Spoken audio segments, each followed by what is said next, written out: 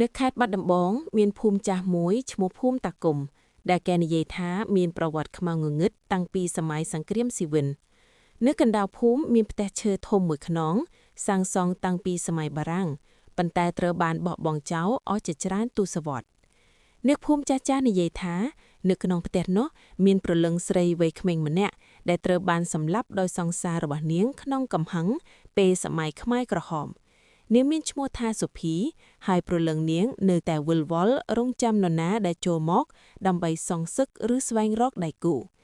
គេឮសំឡេងយំសោកសំឡេងហៅប្តីនិងសំឡេងជើងអូសដីរាល់យប់អ្នកភូមិខ្លះថែមទាំងឃើញស្រមោលស្រីស្លៀកសំពត់សសក់វែងអណ្ដែតនៅក្បែរផ្ទះ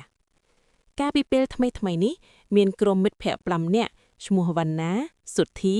រីណាសុខុមនិងចន្ទដាដែលជានិស្សិតមកពីភ្នំពេញពួកគេចូលចិត្តធ្វើដំណើរផ្សងព្រេងហើយតែងតែចែករំលែករឿងខ្មោចនៅលើ TikTok និង Facebook ពេលមកដល់បាត់ដំបងដើរលេងពួកគេស្នាក់នៅផ្ទះសំណាក់ក្បែរភូមិតាគុំនៅពេលល្ងាចពួកគេអង្គុយជុំគ្នានៅក្បែរបាំងហើយវណ្ណាបាននិយាយឡើងថាឯងឮរឿងផ្ទះខ្មោចនៅភូមិតាគុំទេគេថាមានខ្មោចស្រីឈ្មោះសុភីស្លៀកសក់វែងនៅតែយំហៅប្តីរាល់យប់យើងទៅស្ទាប់មើលម្ដងទៅបើមានអីថតវីដេអូបង្ហក់ល្បីហ្មងសុធីសើចខ្សឹកឯងឈួតណាស់វណ្ណាខ្ញុំខ្លាចខ្មោចស្រីណាស់គេថាវាចង់ចាប់ប្តីថ្មីប៉ុន្តែបើឯងទៅអស់ខ្ញុំក៏ទៅដែរកុំទុកខ្ញុំម្នាក់ឯងរីណាដែលក្លាហានបំផុតនិយាយថាទៅចុះរឿងខ្មោចគ្រាន់តែរឿងចាស់ដែលគេប្រឌិតទេយើងមាន5នាក់យកភ្លើងពើននិងទូរស័ព្ទទៅថតបើមានខ្មោចមែនយើងសួរវាថាស្លាប់យ៉ាងម៉េចសុខុមនិយាយខ្ញុំមិនចំទៅទេប៉ុន្តែបើឯងទៅខ្ញុំក៏តាមដែរគ្រាន់តែកុំនៅយប់ជ្រៅពេកចន្ទដាដែលស្ងាត់ជាធម្មតាគ្រាន់តែងក់ក្បាលពួកគេក៏សម្រេចចិត្តទៅដល់ផ្ទះនោះពេលយប់ចុះប្រហែលជាម៉ោង10យប់អ្នកភូមិដែលឃើញពួកគេប្រមានថាកុំទៅទេកូនផ្ទះនោះមានព្រលឹងសុភីវាខឹងណាស់ព្រោះត្រូវបានសម្លាប់ដោយក្បែរខ្លួនពួកគេមិនជឿទេក៏ចូលទៅក្នុងផ្ទះឈើចាស់មានជាន់2បង្អោចបែកខ្ទេចខ្ទីហើយមានក្លិនសើមចម្លែកពួកគេអង្គុយជុំគ្នានៅបន្ទប់ធំជាន់ក្រោមបើកភ្លើងពើវណ្ណានិយាយថាមើលចុះផ្ទះនេះធំណាស់ប៉ុន្តែស្ងាត់ណាស់បើមានខ្មោចវាគួរលេចមកហើយ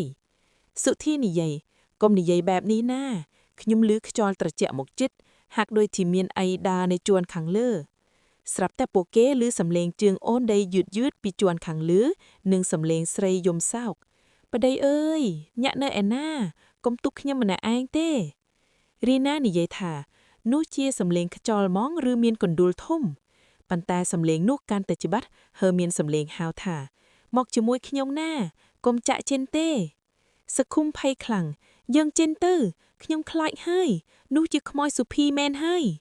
ពួកគេព្យាយាមរត់ចេញប៉ុន្តែទ្វារផ្ទះបិទខ្លួនឯងនិងភ្លើងពិលរបស់ពួកគេភ្លឹកភ្លែតស្រាប់តែឃើញស្រមោលស្រីម្នាក់លេចចេញពីជញ្ជាំងស្លៀកសំពត់សក់វែងគ្របមុខដើរយឺតមកជិតស្រីនោះងើបមុខឡើងមុខស្លេកស្លាំងភ្នែកហូរឈាមនិងនិយាយដោយសំឡេងត្រជាក់ថាអ្នកមកធ្វើអីនៅផ្ទះខ្ញុំប្តីខ្ញុំបានសម្លាប់ខ្ញុំ